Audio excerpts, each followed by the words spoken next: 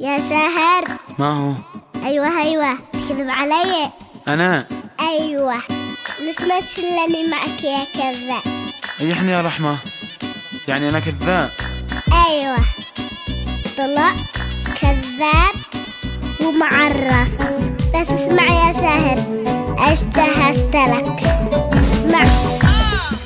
الكل كذابين ما انت يا شاهر، باين عليك مسكين ما تكسر الخاطر. أنا؟ الكل كذابين ما انت يا شاهر، باين عليك مسكين ما تكسر الخاطر.